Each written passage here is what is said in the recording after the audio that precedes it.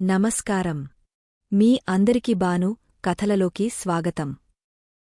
Phone డిస్ప్లేలో పేరు చూసి ఎవరికి ఫోన్ చేస్తున్నావు అని అడిగింది చందన. మా బావకి అంది మాధవి. మీ బావకి సొంత ఏరోప్లేనుందా? అది వేసుకుని ఇక్కడికి వచ్చేస్తాడా అని చందన నవ్వుతూ అడిగింది. తాను పాల్వంచలో ఉన్న విషయం అప్పుడు గుర్తొచ్చింది మాధవికి. పోనీ మీ బావని పిలువు అంది మాధవి. ఇప్పుడు వాడు వస్తే ఇంకో రకం గొడవ. ఏమీ వద్దులే. వీళ్ళు చూడ్డానికి చాలా మంచివారిలాగే ఉన్నారు. ఏమీ కాదులే అంది చందన. వీళ్ళు ఎక్కడికి వెళ్తే అక్కడికి ఆ కుర్రవాళ్లు కామెంచేసుకుంటూ వెనకాల వస్తూనే ఉన్నారు. తమని ఇలా అనుసరించడం చూసిన మాధవి కంగారు పడింది. చందనని తీసుకొని ముందుకు చూస్తూ అటు ఇటు చూసింది. పక్కన కాస్త దూరంలో ఫోన్లో మాట్లాడుతూ తమని వెతుకుతున్న విజయ్ కనిపించాడు. వెంటనే మీ విజయ్ బావ వచ్చాడు అంటూ చందన చేతులు పట్టుకుని విజయ్ పక్కన నిల్చోపెట్టింది. విజయ్ మాధవి అలా చందనని అలా లాక్కోని రావడం ఆశ్చర్యంగా చూస్తూ, కంగారు పడకురా అవినాష్, ఇక్కడే ఉన్నారు. నేను జాగ్రత్తగా చూసుకుంటాలే అని ఇంకా ఏదో మాట్లాడబోతుండగా, రేయ్, నువ్వు ఇక్కడికి ఎందుకు వచ్చావురా? ఆశ్చర్యంగా చందన అడిగింది.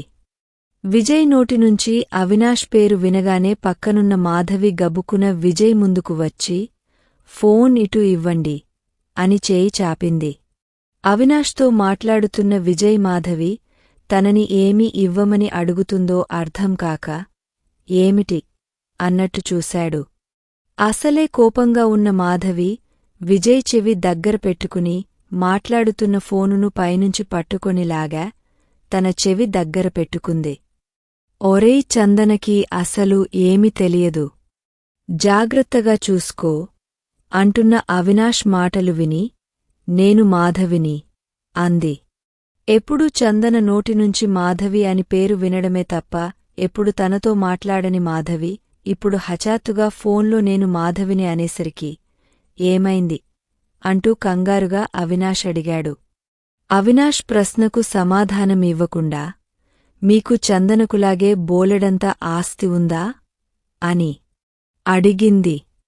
ఆస్తి అనే మాట వినగానే అటు విజయ్కి, చందనకి అటు ఫోన్లో అవినాష్కి ఏమీ అర్థం కాలేదు. ఎందుకు అని అయోమయంగా అవినాష్ అడిగాడు. ఉందా లేదా అని కోపంగా మాధవి అడిగింది. ఉంది అని జవాబు ఇచ్చాడు అవినాష్. అయితే సరే, దీన్ని పెళ్లి చేసుకున్నాక ఇది ఎవరితో ఎలా మాట్లాడుతుందో అని మీకు దీని చుట్టూ తిరగడమే సరిపోతుంది. ఇంక ఉద్యోగం ఏమీ చేస్తారు? వ్యాపారం ఏమీ చేస్తారు? సీరియస్గా మాధవి అంది. ఏం జరిగింది అన్నాడు కంగారుగా. మీరు బిజినెస్ మేనేజ్మెంట్ కోర్సు ఆపేసి అర్జెంటుగా కరాటే లాంటివి నేర్చుకోండి. పెళ్ళి అయ్యాక దీన్ని బయటికి తీసుకెళ్లి ప్రతిసారి అందర్నీ కొట్టుకుంటూ ఉందురుగాని అంటూ ఇంకా ఏదో చెప్పబోతున్న మాధవి నోరు నొక్కేస్తూ, ఒసేయ్, ఏం మాట్లాడుతున్నావు? నా పరువు మొత్తం తీసేస్తున్నావు అంటూ ఫోన్ లాక్కుని, అవినాష్, ఇక్కడ అంతా బానే ఉంది. నువ్వు కంగారు పడకు. నేను తర్వాత ఫోన్ చేస్తాను అని ఫోన్ పెట్టేసింది. అవినాష్కి ఏమీ అర్థంకాక మళ్ళీ ఫోన్ చేస్తే, నేను తర్వాత మాట్లాడుతాను అన్నానుగా, ఎందుకు మళ్ళీ చేస్తున్నావు? ఇప్పుడు పెట్టు అని ఒక్క అరుపు అరిచి ఫోన్ పెట్టేసింది. ఇంకా అవినాష్ మళ్ళీ ఫోన్ చేయలేదు. కోపంగా ఉన్న మాధవిని చూసి, ఇంకెవరితో ఏమీ మాట్లాడను.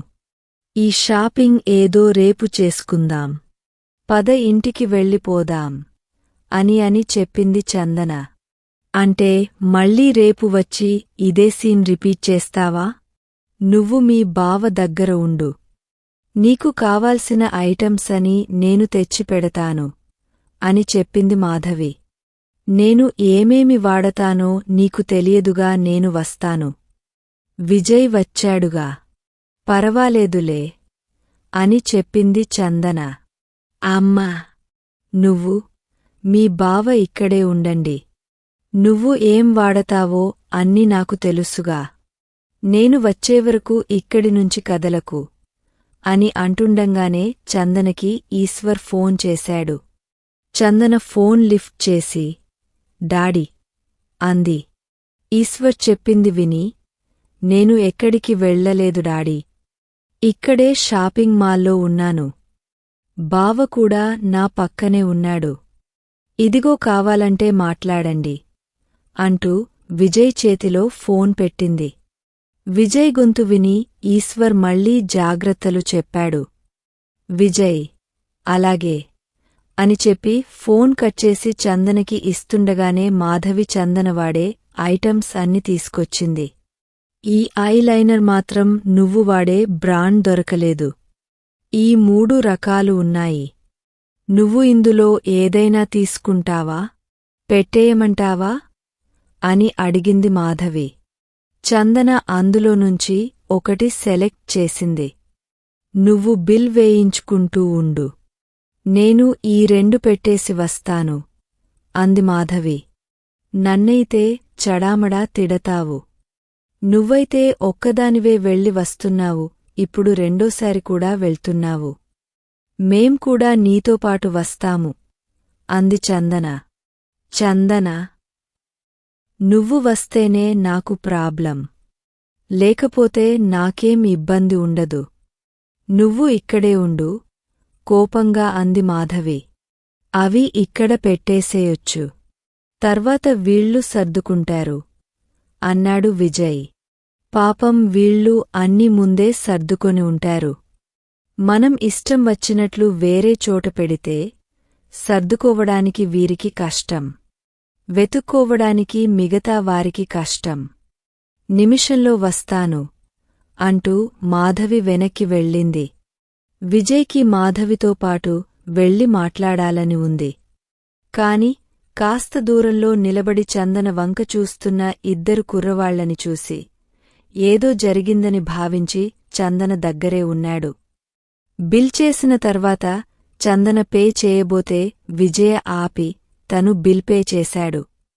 కాసేపటికి మాధవి రాధాకృష్ణుల విగ్రహంతో వచ్చింది. ఇది భలే ఉంది, అయినా ఇలాంటివి నువ్వు కొనవు కదా, నీకు ఎందుకు అని అడిగింది చందన. మాధవి ఏమీ మాట్లాడకుండా గిఫ్ట్ ప్యాక్ చేయమని చెప్పి బిల్ పే చేయబోతుంటే విజయ్, నేను పే చేస్తాను అని చెప్పాడు. మాధవి సీరియస్గా చూసేసరికి, మా బావ ఎందుకు పే చేస్తాడు? నీ డబ్బులు నువ్వే పే చేసుకో. నేనేమన్నా ఫీలవుతాడని బావ అలా చెప్తున్నాడు. నేనేం ఫీల్ అవ్వను బావా, పర్వాలేదు. నీ డబ్బులు నువ్వే పే చేసుకో అని మాధవి వంక చూస్తూ చెప్పింది. మళ్ళీ విజయ్ వంక తిరిగి, మాధవి నా దగ్గరే తీసుకోదు, ఇంక నీ దగ్గర ఏం తీసుకుంటుంది, పద బావా అని మెల్లగా చెప్పింది. మళ్ళీ ఒక క్షణమాగా ఏదో గుర్తొచ్చి, మీ బావ ఇచ్చిన 5,000 నా దగ్గర ఉన్నాయి, అందులోనుంచి ఇవ్వనా, లేదా నువ్వే పే చేసుకుంటావా అని అడిగింది. మాధవి ఏం మాట్లాడకుండా తన బ్యాగ్లోనుంచి డబ్బులు తీసి ఇచ్చింది. నేను ఎన్ని మాటలు మాట్లాడుతున్నా సరే, ఇది ఒక్క యాక్షన్తో సరిపెడుతుంది అని చెబుతూ బిల్ చూసి, అబ్బో 1,500 రూపాయలు, మొత్తం వారం రోజులకి కలిపి 1,500. ఇది మా అన్నయ్యకి గిఫ్టేగా అంది చందన.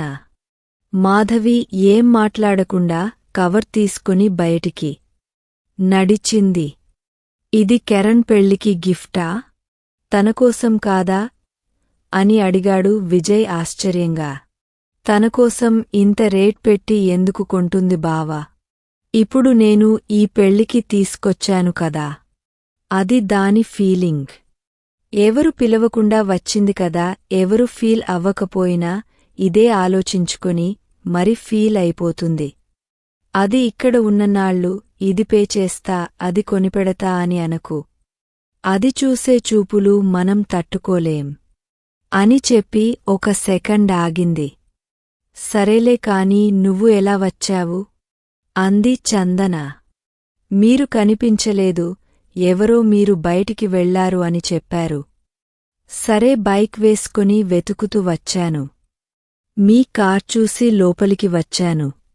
ఇంతకీ ఏం జరిగింది అని అడిగాడు.